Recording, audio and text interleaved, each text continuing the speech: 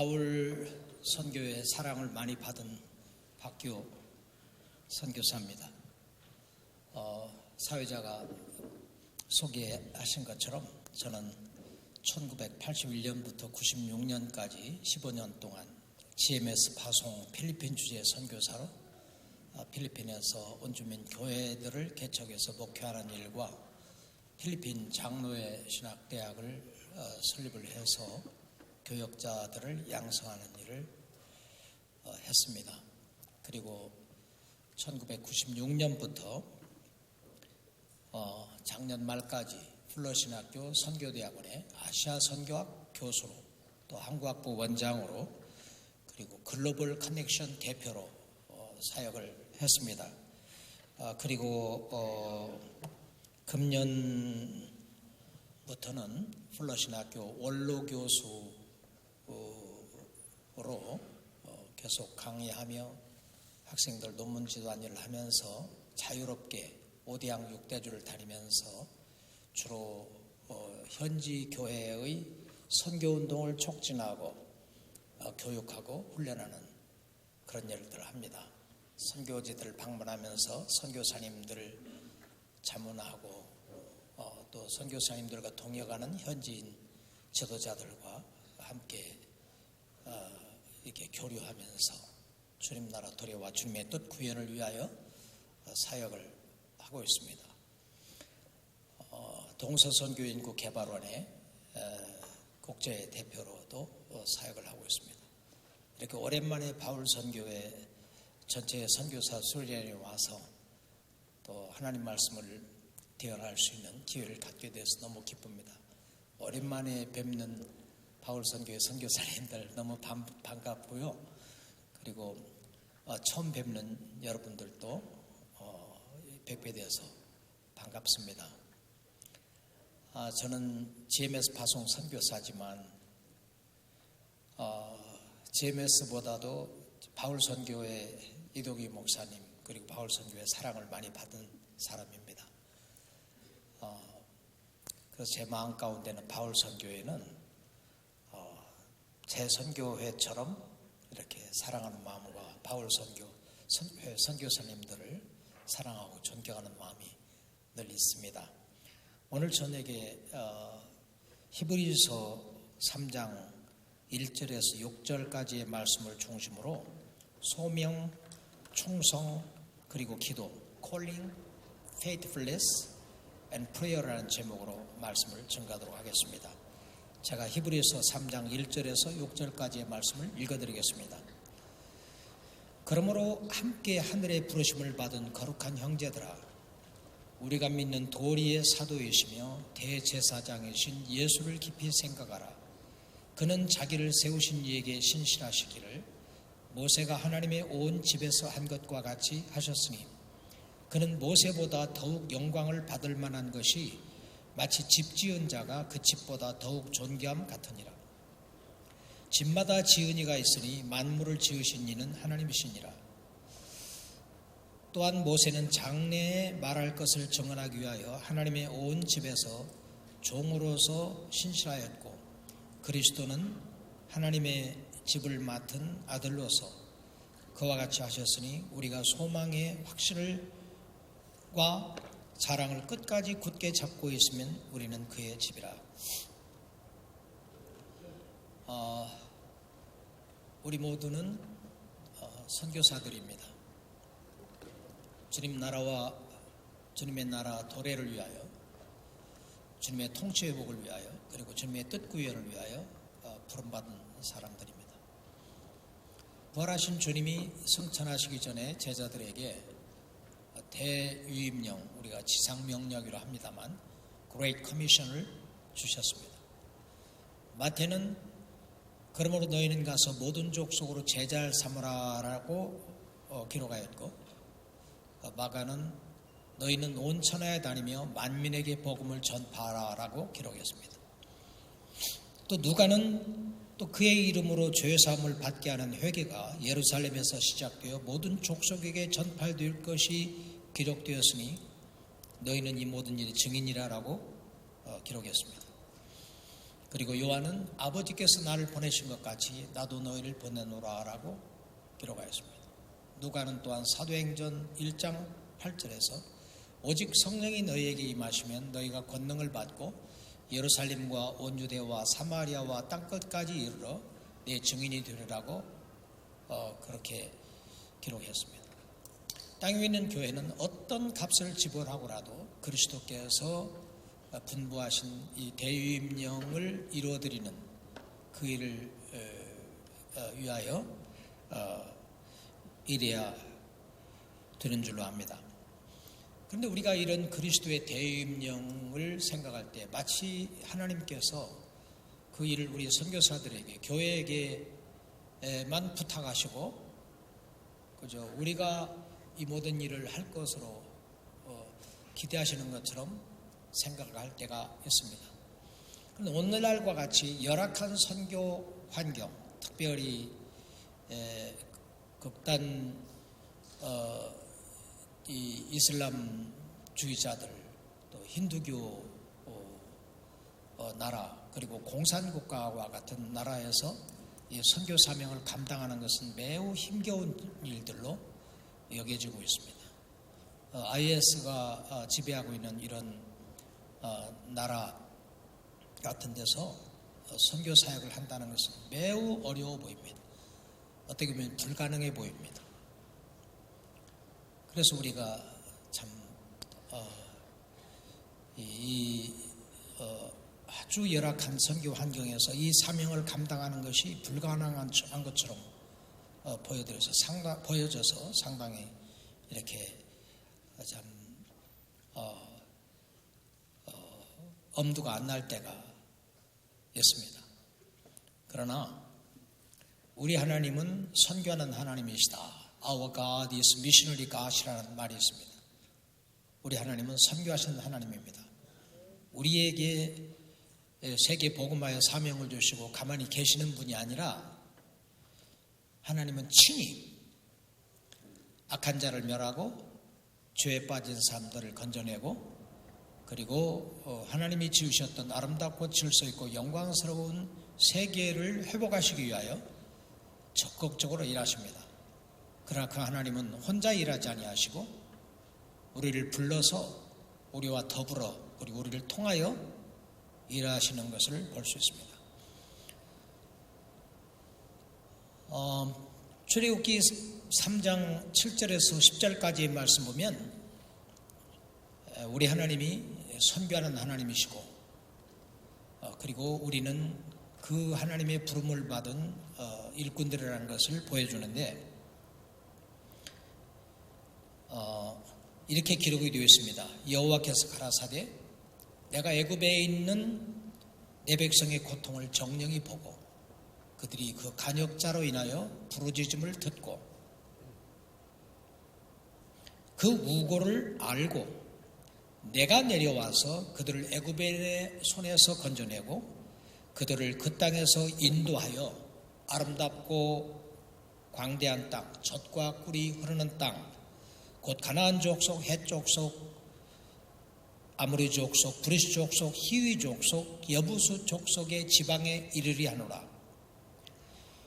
이제 이스라엘 자손의 부르짖음이 내게 달하고 애굽 사람이 그들을 괴롭게 하는 학대도 내가 보았으니 이제 내가 너를 바로에게 보내어 너로 내 백성 이스라엘 자손을 애굽에서 인도하여 내게 하리라. 여기 보면 모세를 불러서 그에게 일을 맡기실 때 하나님께서 이렇게 말씀하십니다.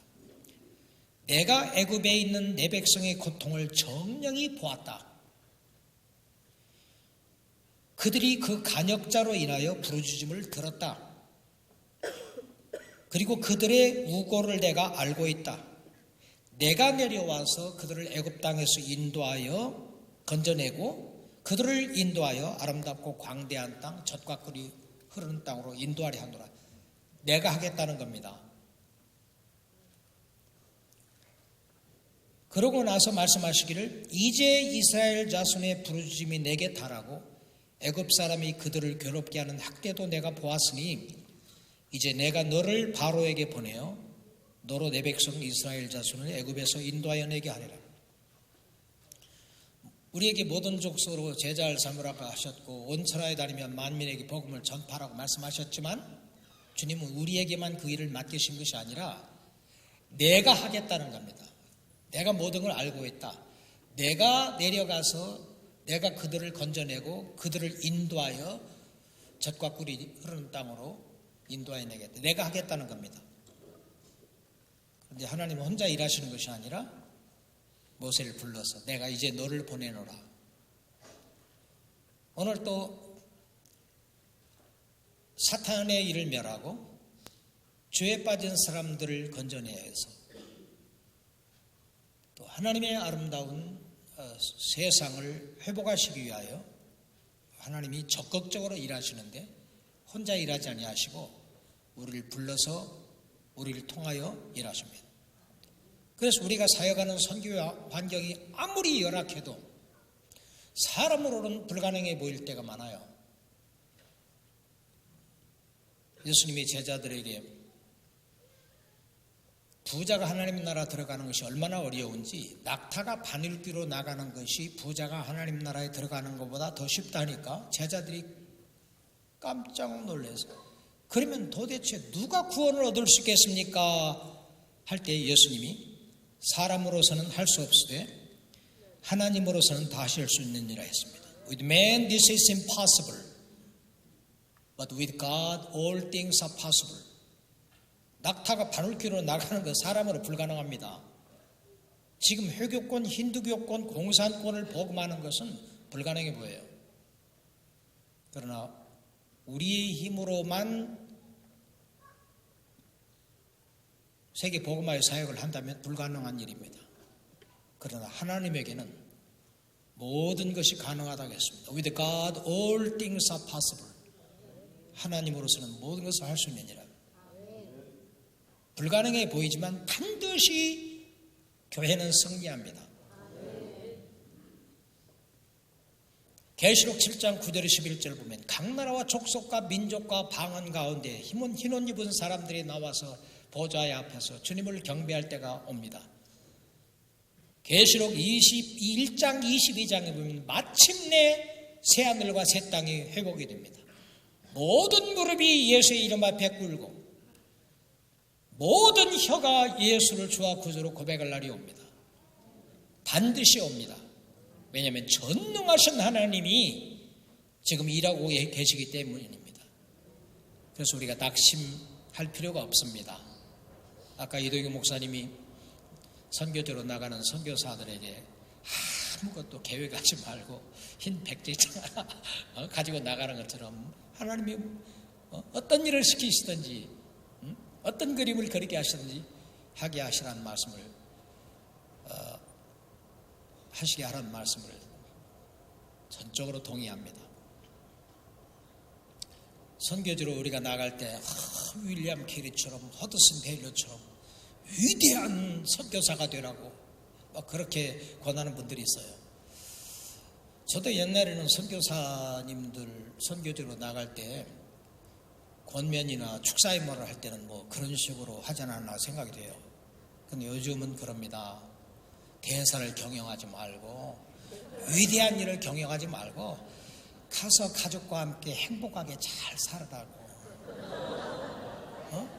그래서 그곳에서 잘 행복하게 살면서 아무 부담 갖지 말고 그러나 너희 안에 행하시는 이는 하나님이시니 자기의 기쁘신 뜻을 위하여 너희로 소원을 두고 행하시는 이라 했는데 우리 안에 하나님의 성령님이 계시는데 성령님이 우리에게 명하시면 순종하라고 성령님이 말씀하시는 일을 소박하게 순종하라고 그러면 우리로 하여금 어떤 일을 하고 싶은 소원을 갖게 하실 뿐만 아니라 그 일을 능히 하게 하신다고 그랬어요.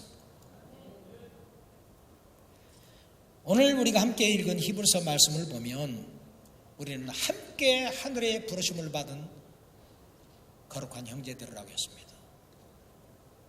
하나님은 선교하는 하나님이시지만 혼자 일하지 아니하셨습니다.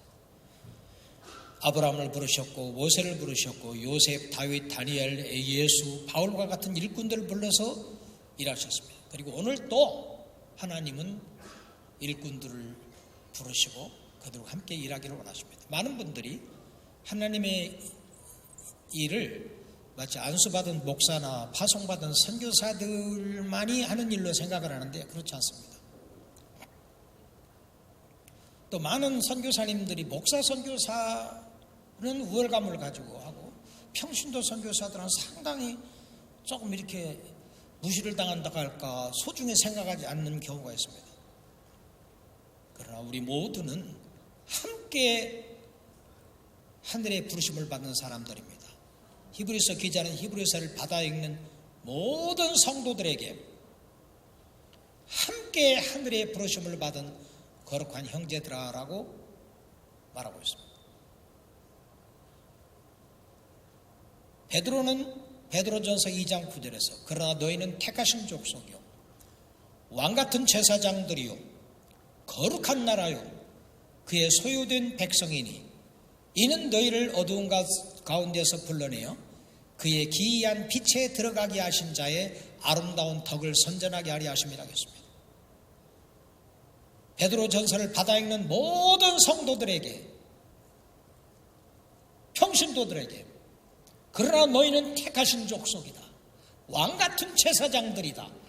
거룩한 나라다. 그의 소유된 백성들이다. 이는 너희를 어두운 가운데서 불러내어 그의 기이한 빛에 들어가게 하신 자의 아름다운 덕을 선전하게 하려 함이라. 그에게 위대한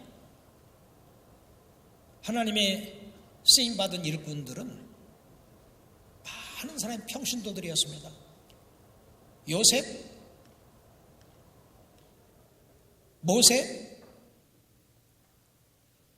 사드락, 메삭, 아벳느고, 시리아 나아만 장군에게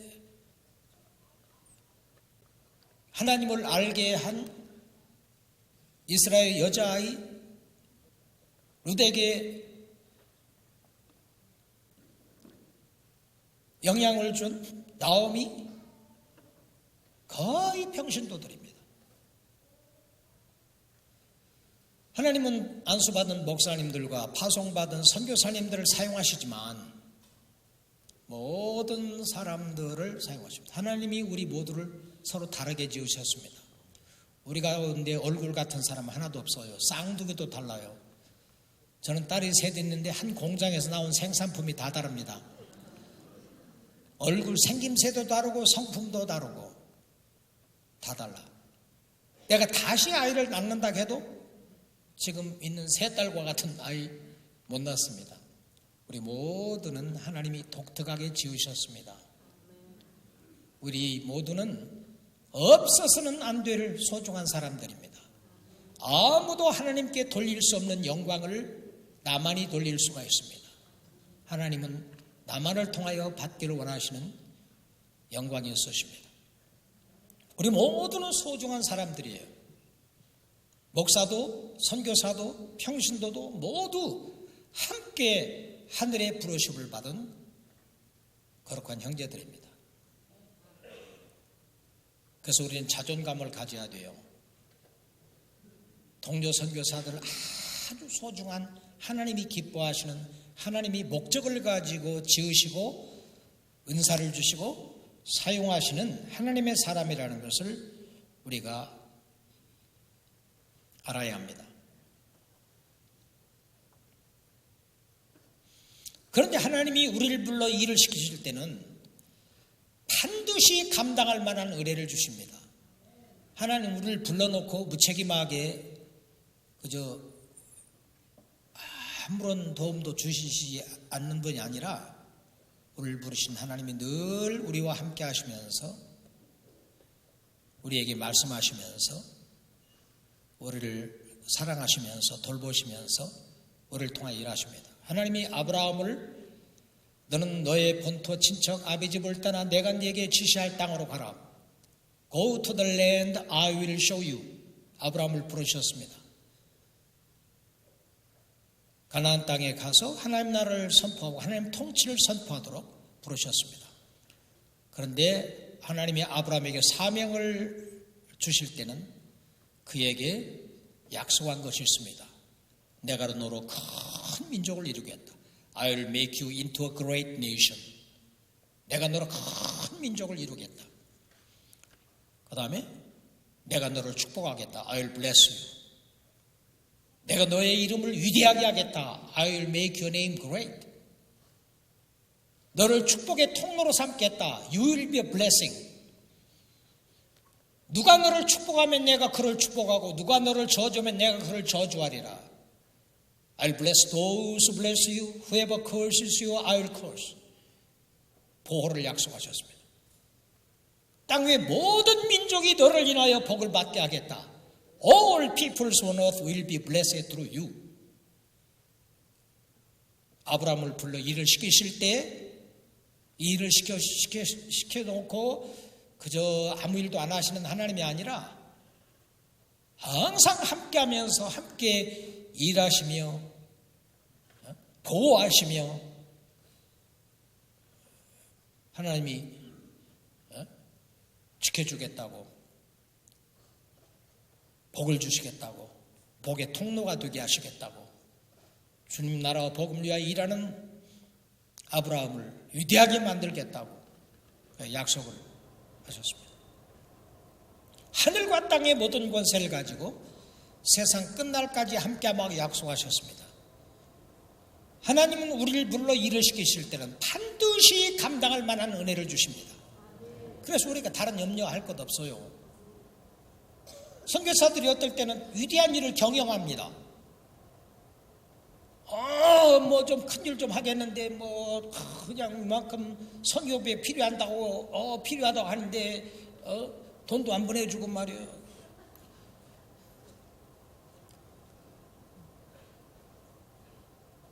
그런데 하나님이 그 일을 시켰다면 반드시 감당할 수 있는 은혜를 주십니다. 모든 필요를 하나님이 채워주십니다.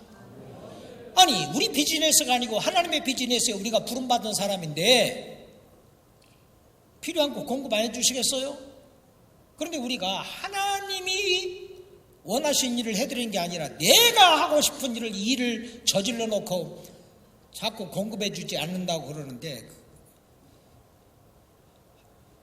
아니 하나님이 뭘 안 주면 안 하면 되는 거예요.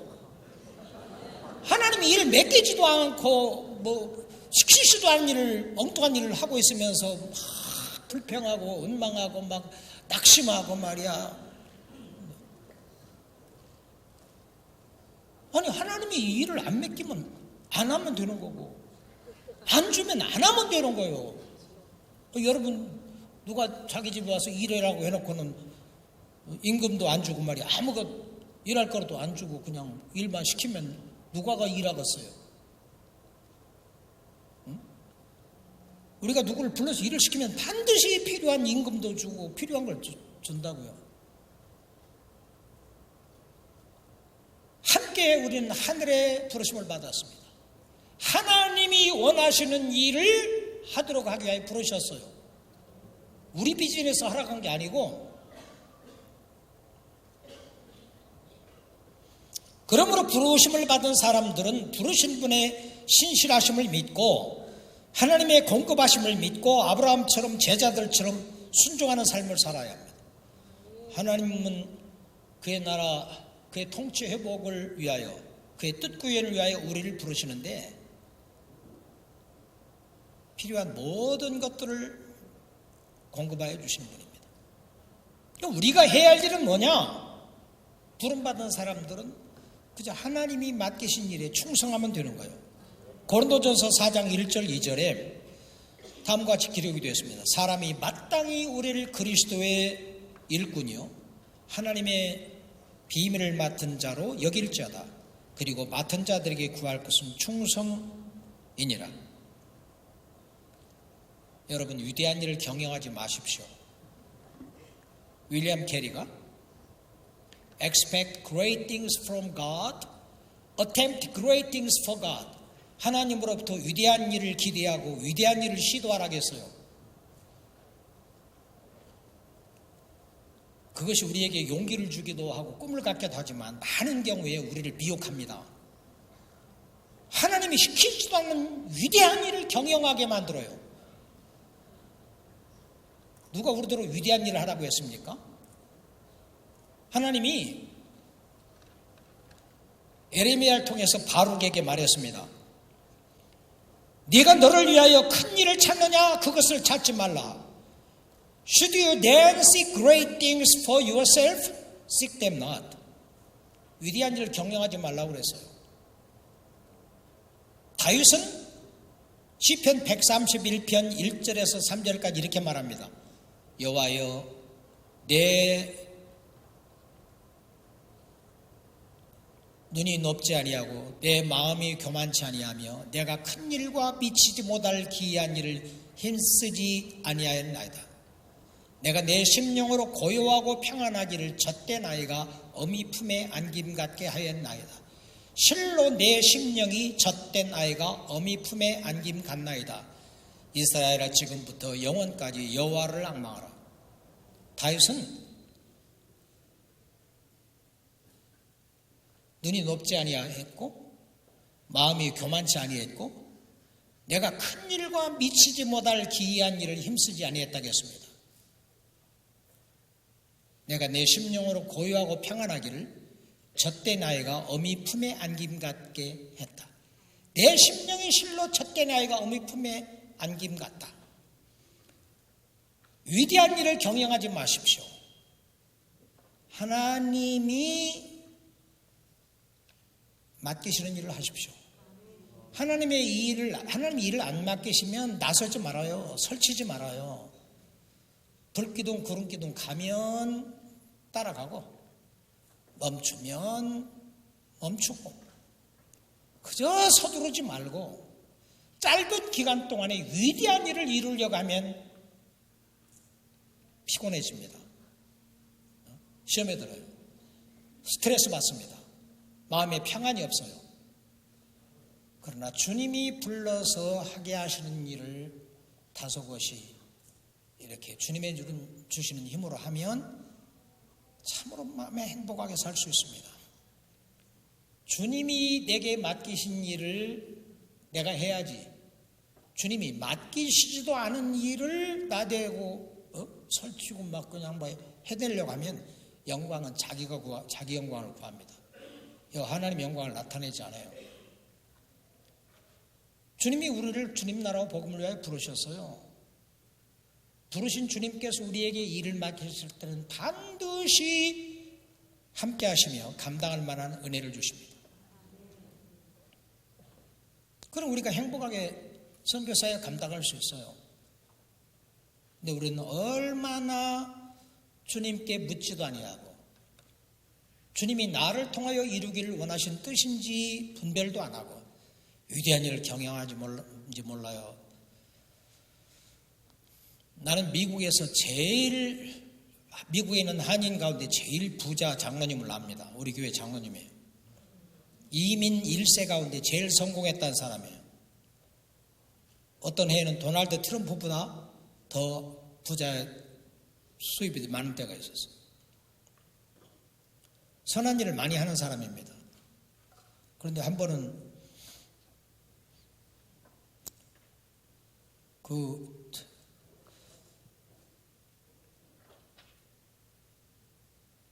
회장의 부인이 목사님, 아무개 나라 동남아시아에 있는 이 나라 이 선교사님 누구예요? 왜 그러냐고 했더니 그분이 나한테 4천만 불을 보내달라고 편지가 왔어요.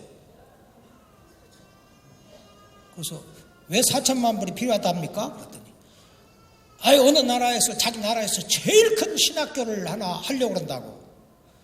그런데 내가 알고 있는 그 나라 좋은 학교 많아요. 아주 훌륭한 학교 많아. 저 그 학교들 방문해 봤어요. 그 학교 리더들 알아요. 그런데 그 나라 말도 잘 못하고 문화도 잘 모르는 선교사님이 가가지고 그 나라에서 제일 큰 신학교를 하는데 4천만 불이 필요하다고. 그리고 교회를 3,000개를 세우겠다고 하고 아니, 내 나라에서 내 말을 사용하고 내 문화, 같은 문화권에서 개척교회 하는 것도 힘든데 선교사가 무슨 3,000개의 교회를 세웠나? 그러니까 무슨 4천만 불을 보내라고? 그 제가 그분에 대해서 그 교단 소속 선교사들과 그분에 대해서 다 이렇게 알아봤어. 그랬더니 참 착실하고 용기도 있고 뭐 좋은 사람이래. 근데 이 좋은 사람이 엉뚱한 꿈을 꾸고 있어. 여러분 3,000개의 교회를 세우려고 하는데 그 돈을 다 안 보내주면 그 마음에 감사가 있겠습니까? 후원자를 원망하겠지.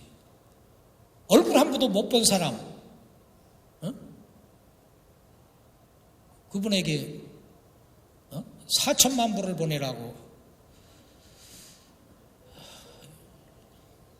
내가 너를 위하여 위대한 일을 경영하느냐? 멈춰라.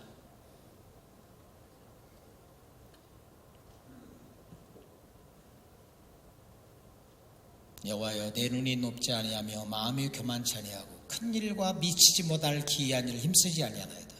우리는 우리 자신을 위하여 위대한 일을 경영하는 사람들이 아닙니다. 또 하나님을 위하여 위대한 일을 경영하지 마세요. 우리 안에 계시는 성령님이 말씀하신 대로 따라가면 되는 거예요. 너는 마음을 다하여 여호와를 의뢰하고 내 명철을 의지하지 말라. 너는 범사의 그를 인정하라. 그리하면 네 길을 지도하시리라 했어요. 어떤 분이 저한테 하나님이 어떠한 분이냐고 나한테 물어봐요.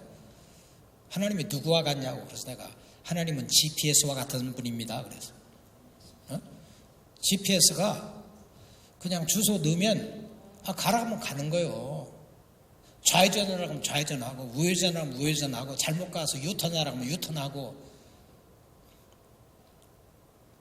그런데 말 안 듣고 계속 가면 성질 안 부리고 그저 그 자리에서 또 최선의 길을 가르쳐 주고 우리 안에 성령님이 계세요. 너희 안에 행하시는 이는 하나님이시니 자기의 기쁘신 뜻을 위하여 너희로 소원을 두고 행하게 하시느니라. 마음에 소원을 주세요. 평강 가운데 너는 마음을 다하여 여호와를 의뢰하고 내 명철을 의지하지 말라. 너는 범사의 그를 인정하라. 그리하면 네 길을 지도하시리라. 위대한 일을 경영하지 맙시다. 그럼 피곤해집니다. 스트레스를 받습니다. 불평과 원망이 생깁니다. 내가 이렇게 좀 큰 일을 좀 해보려고 하는데 하나님 뭐 하시냐고. 후원교회 목사님은 뭐 하냐고 말해. 도대체 이 위대한 일을 좀 돕지 않고.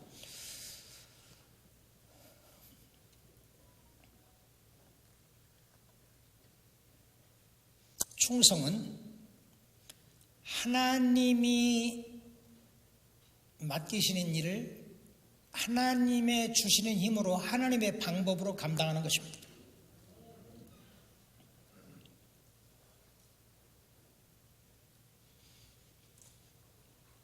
함께 하늘의 부르심을 받은 거룩한 형제들아, 우리가 믿는 도리의 사도이시며 대제사장이신 예수를 깊이 생각하라. 그는 자기를 세우신 이에게 신실하시기를 모세가 하나님의 온 집에서 한 것과 같이 하셨느니라. 구약시대에 가장 충성스러웠던 하나님의 종은 모세였습니다. 신약시대에 가장 충성스러웠던 하나님의 종은 바로 예수님이셨습니다.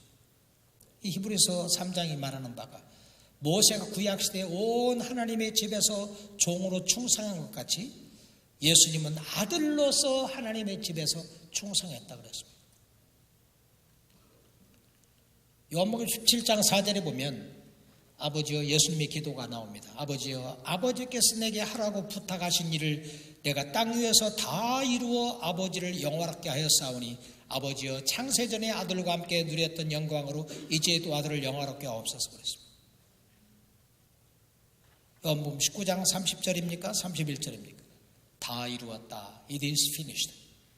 예수님은 3년밖에 사역을 안 하셨지만 아버지께서 하라고 부탁하신 일을 땅 위에서 다 이루어 아버지를 영화롭게 하셨다고 했습니다.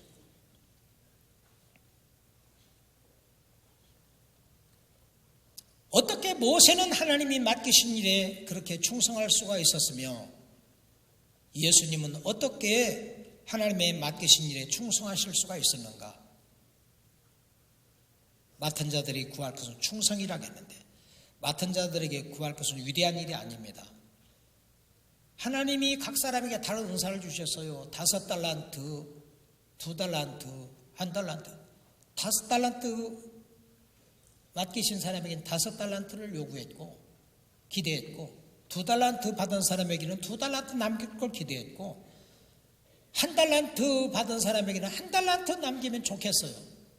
5달란트 받은 사람이나 2달란트 받은 사람이나 똑같은 상을 받았습니다. 네가 지극히 작은 것에 충성하였음에 내가 많은 것으로 네게 맡기리니 내 주인의 즐거움에 참여할 자도 똑같은 축복이에요. 대형교회 목사님으로서 불충성하는 것보다 자그마한 교회 사찰로 충성한 사람이 하나님으로부터 더 큰 상을 받을 거예요. 맡은 자들이 구할 것은 충성이에요. 하나님이 일을 맡기시면 일을 감당할 만한 모든 은혜를 주시는데 주님이 내게 맡기신 일을 내가 주님의 주시는 힘으로 충성스럽게 감당했느냐 안 했느냐지 우리가 위대한 일을 큰 일을 행하는 게 아닙니다. 아까 여기에 저도 지금 39년째 선교사의 삶을 살고 있는데 멕시코에서 참 짧은 시간입니다만 나누는 말씀을 들으면서 참 진솔하시고 참 동의를 했어요. 위대한 일, 어떤 여자 선교사님 그랬더라고. 제가 어느 학교에서 가르쳤는데 인도를 내게 주셔서 그랬더라고. 여자 선교사님 뭐냐, 주여 인도를 내게 주시옵소서. 인도에 한 주도 다 인도 못하는 사람이 무슨 전 인도를 내게 주셔서 하나. 하나님이 보내신 그곳, 저는 멕시코를 생각하고 갔지만 그 동네에서 하나님이 두신 곳에서 그 이웃사랑 실천하면서 그저 주님과 동행하는 삶을 살고 주님이 맡기신 작은 일 같지만 하는 것이 하나님이 기뻐하시는 일이고 하나님으로부터 어떤 선교사 못지않게 큰 상을 받을 일이에요. 여러분, 사랑하는 선교 동지 여러분, 후배 선교사님 여러분, 주를 위하여 위대한 일을 도모하지 맙시다. 큰 일과 미치지 못할 힘쓰지 맙시다. 그죠? 주님이 불러서 맡기신 일을 소박하게 감당하시면 돼요. 너무 무리하지 마시고. 그럼 어떻게 모세와 예수님은 하나님이 맡기신 일에 충성하실 수가 있었느냐? 두 분의 공통점이 있습니다. 두 분은 항상 하나님과 교제하는 삶을 살았습니다.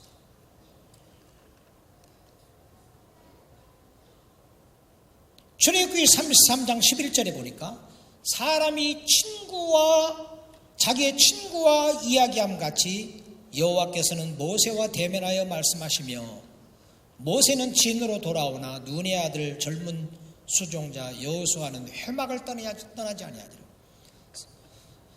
이스라엘 사람들이 출애굽하여 가나안 땅으로 갈 때 주로 이 장막을 치고 장막에 살았습니다. 그래서 불기둥 구름기둥이 움직이면 움직이고 멈추면 멈추고.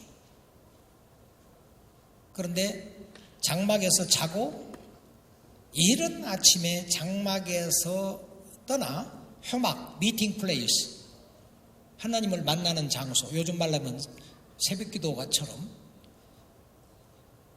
회막에 나가서 거기서 기도하는데 친구가 친구를 대면하여 이야기함 같이 항상 하나님과 대면하여 얘기했습니다. 하나님께서는 그 모세의 기도 시간에 모세에게 말씀하셨습니다. 모세 오경에 창세기, 출애굽기, 레위기, 민수기, 신명기에 여호와께서는 모세에게 말씀하셨고 모세는 이스라엘에게 말하였으며 이스라엘은 그대로 행하였더라. 온 이스라엘이 여호와께서 그의 종 모세를 통하여 그들에게 명하신 대로 다 그대로 행하였더라 말이 298번이 나옵니다. 모세가 어떻게 구약의 대표적인 인물로 그렇게 하나님께서 가장 충성스러웠던 사람으로 지목하셨냐면 항상 하나님께 나가서 기도하는 가운데 자기 하고 싶은 일을 한 게 아니고 여호와께서는 모세에게 말씀하셨고 모세는 이스라엘에게 말하였으며 이스라엘은 그대로 행했더라. 온 이스라엘이 여호와께서 그의 종 모세를 통하여 그들에게 명한 대로 그대로 행했더라. 모세는 위대한 일을 경영하지 않았습니다. 큰 전략을 세우지 않았어요. 항상 하나님과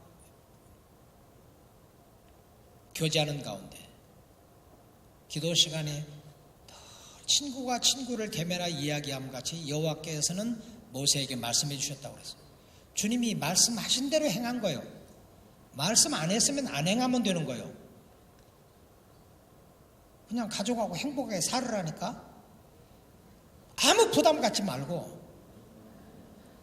후원자들의 선교 보고 너무 신경 쓰지 말고 거기서 편안하게 가족하고 행복하게 살면서 안 시키면 하지 말고 그냥 살아요. 행복하게. 그런데 하나님의 성령님이 내가 큐티하는데 아니 말씀을 듣는데 하나님이 말씀하신단 말씀이에요. 그러면 성령의 소욕을 거스르지 말고 하나님이 말씀하시는 걸 행하는 거예요. 큰 일을 하려고 하지 말고 그냥 하나님이 말씀하셨으면 하나님이 감당할 만한 은혜도 주시거든요. 근데 그걸 하는 거예요. 예수님 세상에 사실 때 3년밖에 일을 못 하셨잖아요. 그럼에도 아버지께서 부탁하신 일을 땅 위에서 다 이루어 아버지를 영화롭게 했다고 하거든. 모세는 그랬습니다. 항상 회막에 나가 친구가 친구를 대면함 같이 여호와와 더불어 하나님과 더불어 나눴는데 늘 하나님이 말씀하신 대로 행한 거예요. 예수님 어땠습니까? 마가복음 1장 35절에 새벽 오히려 미명에 예수께서 일어나 한적한 곳으로 가서 거기서 따로 기도하시니라. 예수님은 어떻게 하나님이 맡기신 일에 충성하실 수가 있었느냐? 새벽 오히려 미명에 예수께서 한적한 곳으로 가서 거기서 따로 기도하셨다. 습관적으로 항상 하나님과 교제하는 삶을 사셨습니다.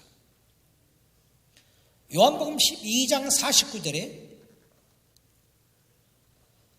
내가 내 자의로 말한 것이 아니요 나를 보내신 내 아버지께서 내게 할 말과 이룰 것을 친히 말씀하셨다 그랬습니다. 예수님은 하고 싶은 설교하신 게 아니고 가르치고 싶은 거 자기 마음대로 가르친 게 아니라 나를 보내신 내 아버지께서 내가 너희에게 하는 말은 내 말이 아니다. I did not speak on my own accord. 내가 하고 싶은 대로 너희에게 말한 게 아니다. 내가 너희에게 이런 말은 나를 보내신 내 아버지께서 내게 무엇을 말하며 어떻게 할까 말씀하셨다.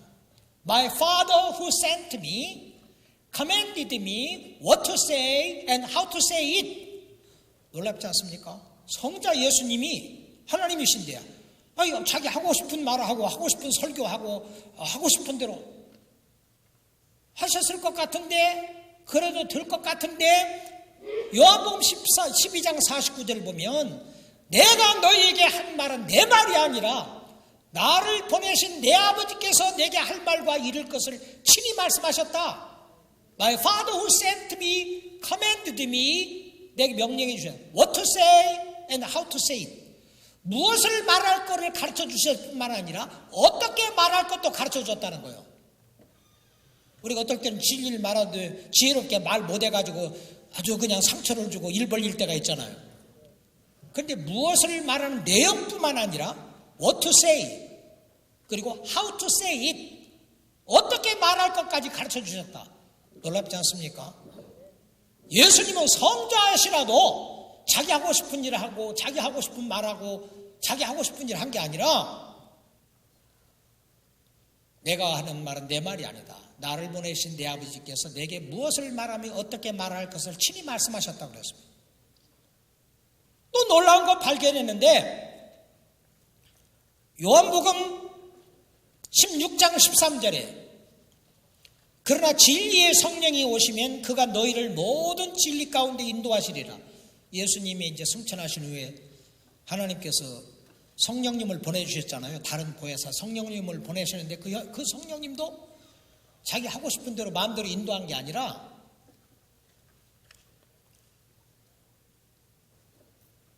그가 성령님이 스스로 말하지 않고 오직 들은 것을 말하며 장래일을 너희에게 알리시리라. 성령님도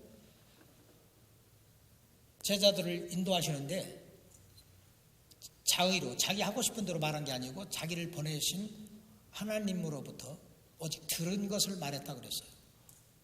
사도들도 그랬더라고. 사도들도 사도행전 22장 15절에 보니까 바울을 부르셨을 때 주님이 네가 그를 위하여 모든 사람 앞에서 네가 보고 들은 것의 증인이 되리라. 그 다음에 사도행전 26장 16절에서도 일어나 너의 발로 서라. 내가 네게 나타난 것은 네가 나를 본 일과 장차 내가 네게 보여줄 일에 너로 사원과 증인을 삼으리 하미니. 요한도 요한 1서 1장 3절에서 우리가 보고 들은 바를 너희에게도 전하면 너희로 우리와 사귐이 있게 하리 하미니. 우리의 사귐은 아버지와 그 아들 예수 그리스도와 함께하는 사귐이라고 그랬습니다. 보고 들은 바를 전했다고 그랬어요. 모세가 어떻게 하나님의 맡기신 일에 충성할 수가 있었는가? 어떻게 하나님께서 모세를 구약시대에 가장 충성스러웠던 신약시대에 예수님과 버금가는 사람으로 그렇게 지목하셨는가? 모세는 항상 하나님과 교제하는 가운데 하나님이 말씀하시는 대로 하나님이 시키시는 일을 하나님의 방법으로 했단 말씀이에요. 예수님은 어떻게 충성할 수 있었는가? 아들이셨음에도 불구하고 새벽 5일이 미명에 한적한 곳으로 가서 항상 하나님께 기도하는 가운데 자기를 보내신 하나님이 자기에게 무엇을 말하며 어떻게 말할 건가? 하나님이 명한 대로 하셨다. 성령님도 그러셨다. 사도들도 그러셨다. 근데 우리가 무슨 통뼈라고 우리 하고 싶은 대로 합니까? 에? 모세도 예수님도 성령님도 사도들도 다 보고 들은 바를 전했는데 저는 1976년에 목사수를 받았으니까 43년 전에 목사가 된 것 같아요. 그런데 수십 년 동안 설교 부탁하면 주님, 이 회중에게 주님이 무슨 말씀을 하기를 원하십니까? 주님, 제가 무슨 설교를 해야 될까요? 하고 물어보지 않고 컴퓨터 안에 있는 수많은 설교 가운데 누가 설교 부탁하면 그냥 무조건 예스하고 가가지고 그냥 옛날에 한번 이 설교했더니 사람들이 은혜를 받더라 말이야. 아무 준비도 안 하고 묵상도 안 하고 가가지고 말이야 꺼내가지고 설교하고 보통 오만 방자한 게 아니었던 것 같더라고. 근데 요즘은 적어도 설교 부탁하면 주님 지금 내 말을 하러 가는 게 아니잖아요. 하나님이 그 교회 아니면 그 공동체에 무슨 말을 할 것인가를 하나님이 원하시는 말씀이 있을 거라고. 내가 내 일을 하러 온 게 아니라 하나님의 사람들에게 하나님이 원하신 뜻을 전하기 위함이라면 하나님께 묻고 해야 할 거란 말이죠.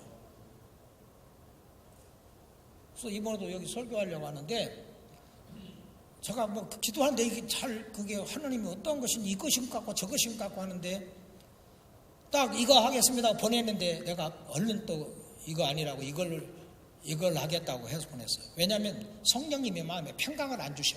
확신을. 그래서 오늘 저녁 여러분들에게 전하는 말씀도 주님께 제가 묻고 주님 사랑하는 우리 바울 선교회 선교사님들이 모처럼 모여서 선교대회를 가는데 제가 무슨 말씀을 전해야겠습니까? 적어도 요즘 습관이 옛날처럼 정말 그냥 하나님께 묻지도 않고 내가 하고 싶은 설교, 내가 편한 설교, 옛날에 준비해가지고 토시까지 거의 외우는 설교, 옛날에 설교했더니 사람들 은혜를 받더라. 그거 가면 은혜가 그렇게 망령되게 그렇게 행하지 아니하고 하나님께 묻고 하는 거.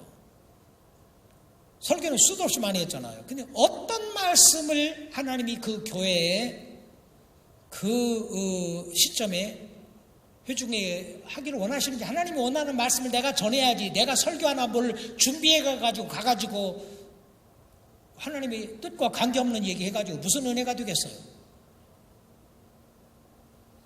우리는 함께 하늘의 부르심을 받은 사람들입니다. 선교하시는 하나님은 친히 일하세요. 사탄을 멸하고 죄에 빠진 사람을 건져내고 그의 통치를 회복하시기 위하여, 그렇게 하나님 보시기에 심히 좋았던 아름답고 질서 있고 영광스러운 세계를 회복하시기 위해서 친히 일하시는데, 혼자 일하지 아니하시고 우리를 불러서 우리와 더불어 우리를 통하여 일하시는데, 하나님이 우리를 불러 일을 시키실 때는 반드시 감당할 만한 은혜를 주신다. 왜냐하면 자기 일에 수종드는 사람이니까. 그래서 우리가 다른 걱정 하나도 할 것 없다. 하나님이 불러서 시키시는 일을 해야지. 우리 집에 싱크대가 고장이 나가지고 사람을 불렀는데 싱크대 고쳐달라고 하고 나갔는데 와서 보니까 괜히 그 세면대 수도꼭지 갈고 뭐 엉뚱한 짓 하고 와보니까 엉뚱한 짓 했어. 그 돈 달라고 그래. 그러면 그 사람이 돈 주겠어요? 내가 부탁한 일을 안 하고 엉뚱한 일을 해놓고 말이야.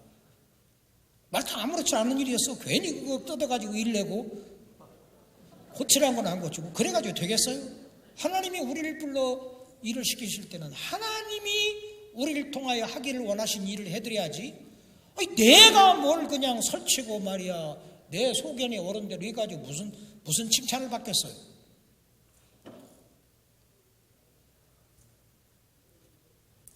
사람이 우리를 그리스도의 일꾼이요 하나님의 비밀을 맡은 청지기로 여길지어다. 근데 맡은 자들이 구할 것은 충성이라고 했어요. 충성은 내가 하고 싶은 일을 신나가지고 하는 게 아니라 하나님이 부르셔서 하나님이 원하시는 일을 하나님이 원하는 방법으로 하나님이 주신 힘으로 감당하는 거예요. 일 벌리지 말고. 근데 가장 구약시대에 충성스러웠던 하나님의 종은 모세였고, 신약시대에 가장 충성스러웠던 하나님의 종은 예수님이었는데, 공통점 뭐냐면 그들은 항상 새벽에 하나님께 나가 하나님과 깊이 교제하는 가운데 하나님이 보여주신 일, 여호와께서는 모세에게 말씀하셨고 모세는 이스라엘에게 말하였으며 이스라엘은 그대로 행했더라. 온 이스라엘이 여호와께서 그의 종 모세를 통하여 그들의 명한 대로 그대로 행했더라. 이게 우리 할 일이란 말이죠. 예수님도 내가 너희에게 자의로 말한 것이 아니라 나를 보내신 내 아버지께서 내게 할 말과 이룰 것을 친히 주셨다. 성령님도 너희를 진리 가운데 인도할 건데 그가 자의로 말해야지 아니하고 오직 들은 것을 말할 거다. 사도들도 우리가 보고 들은 말을 너희에게도 전했다겠다. 보지도 않고 듣지도 않고 말이에요.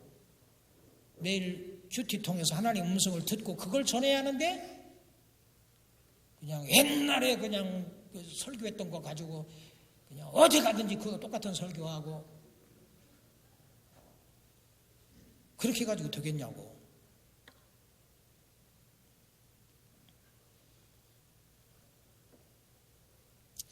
하나님의 나라 도래와 그의 뜻 구현을 위하여 하나님은 직접 일하실 수 있지만 사람들을 불러서 그들과 함께 일하시고 그들을 통하여 일하신다.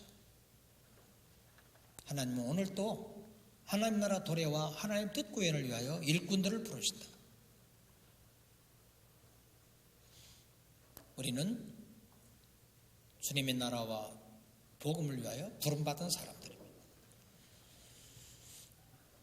주님이 우리를 부르셨다면 반드시 감당할 만한 은혜를 주십니다. 모든 필요한 것들을 채워주시고 보호하시고 할 거예요. 안 주시면 안 하면 되는 거예요. 일 벌리지 말고 가만히 있는 게 그게 바른 일이야.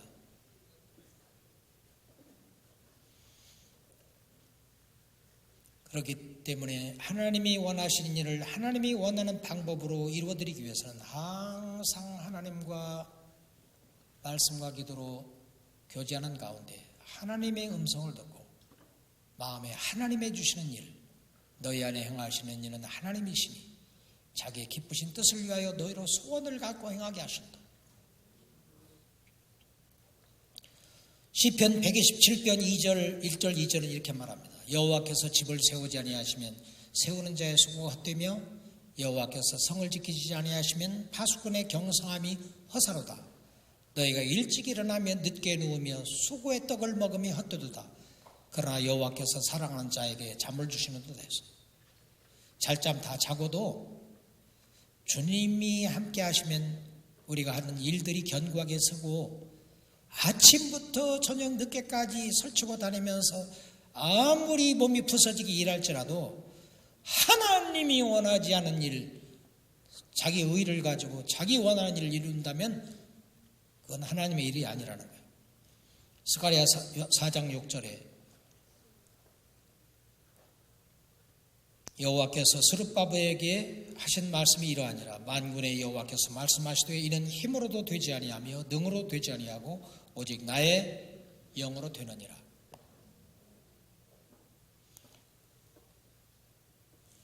하나님이 천지 만물을 아름답게 지으셨습니다. 때를 따라 아름답게 하셨어요. 태초의 창조는 하나님 보시기에 심히 좋았습니다.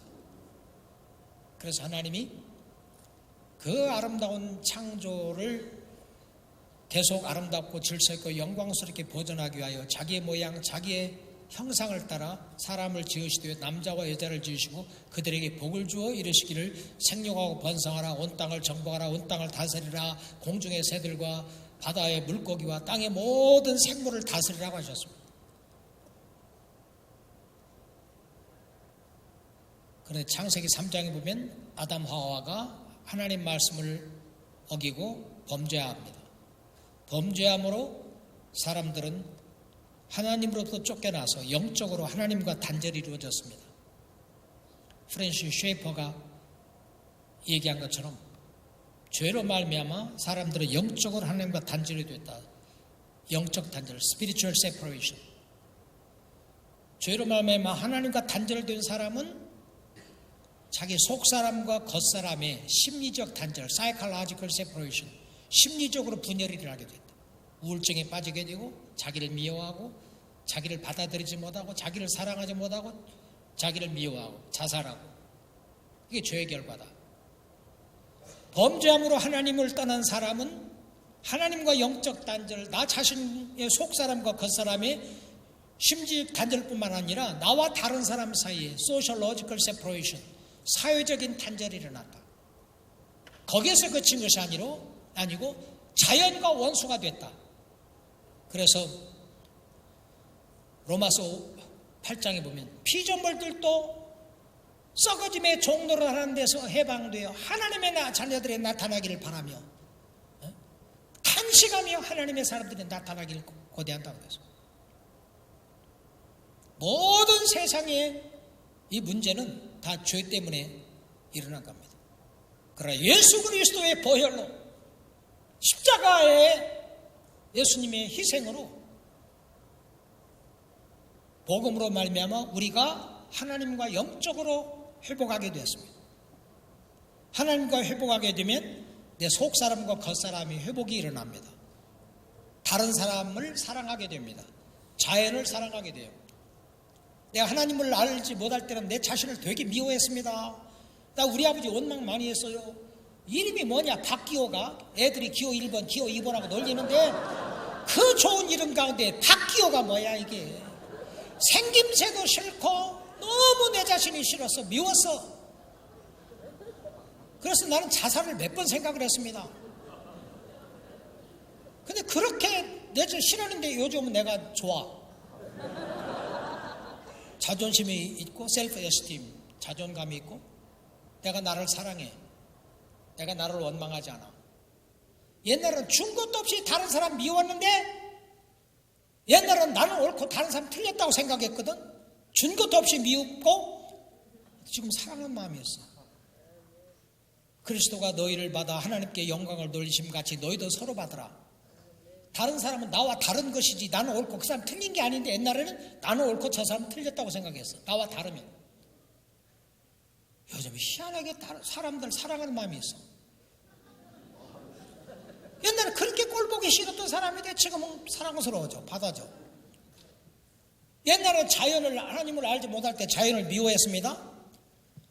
괜히 낚아치 굽고 다니면서 그냥 호박 찍고 말이야. 그냥 꽃 같은 거 있으면 그냥 탁탁 치고 다니고 말이야. 이렇게 낫으로. 개강아지 있으면 귀엽게 봐주는 게 아니라 발로 탁 차가지고 그냥 깽깽깽깽 하면 쾌감을 느끼고 개미들 떼지어 지나가면 괜히 가가지고 발로 이게. 근데 요즘은 정말 주님이 사랑하시는 사람 나도 사랑하고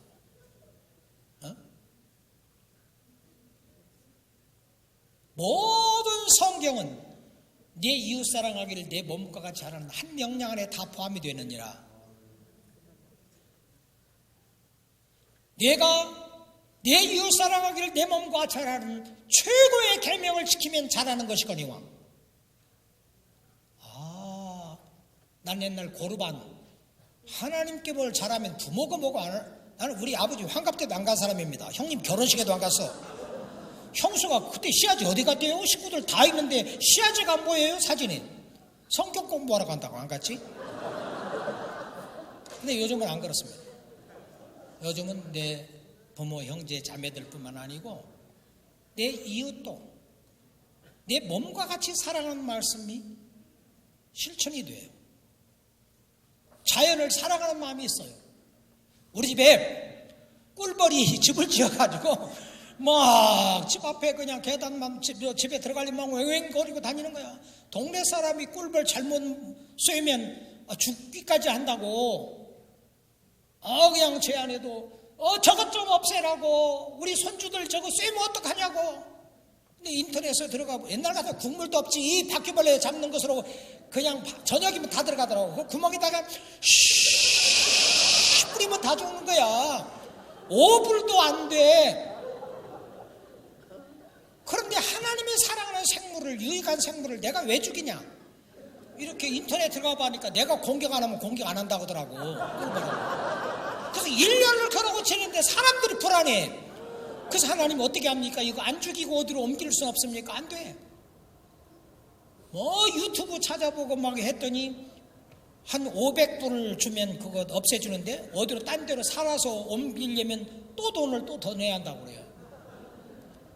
그런데 내 동료 선교사, 이동구 선교사, 이배림 선교사가 목사님 내가 옛날에 양봉을 했는데 내가 없애주마고 해가지고 와가지고 집을 뜯었습니다. 그 꿀벌을 안 죽이고 살려서 그래가지고 사가지고 꿀벌 벌통도 가지고 오고 해가지고 한 600-700불 들었어.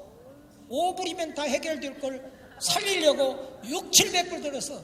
그래가지고 은혜 한인교회 미국에 기도원에 갖다 놨는데 그것이 꿀벌 한 통이 7통이 됐습니다. 너무 기뻐. 하나님의 사랑하는 생물을 내가 사랑하고 죽이지 아니하고 돈을 비록 많이 들었지만 살렸다는 데 대해서. 여러분, 하나님이 지으신 세계는 아름답고 질서 있고 영광스러웠습니다. 그러나 죄가 들어와서 세상이 추하고 무질서하고 혼돈 가운데 빠졌습니다. 사람들이 불행하게 살고 있습니다. 그러나 그리스도의 보혈로 우리가 하나님과 화목하게 되고 하나님과 화목하면 영적으로 하나님과 회복하고 교제가 속사람과 겉사람의 교제가 회복이 되고 내가 싫었던 그가 내가 이렇게 좋고 그렇게 싫던 사람들이 사랑스럽고 자연을 사랑하게 되고 그래서 하나님은 사탄을 멸하고 죄에 빠진 사람들 건져내고 하나님의 지으셨던 태초의 창조를 회복하는 일을 위하여 친히 일하시는데 우리를 불러서 일을 합니다. 우리는 부름받은 사람들입니다. 하나님 우리와 함께 하십니다. 우리는 반드시 승리합니다. 그러나 우리를 부르신 주님 앞에 우리는 충성해야 합니다. 충성은 말씀과 기도로 늘 주님과 교제하는 가운데 주님이 맡기시는 일을 주님의 방법으로 하는 겁니다. 이렇게 충성스럽게 주님 나라와 복음을 위해 일하는 우리 모두가 됐으면 좋겠습니다. 감사합니다.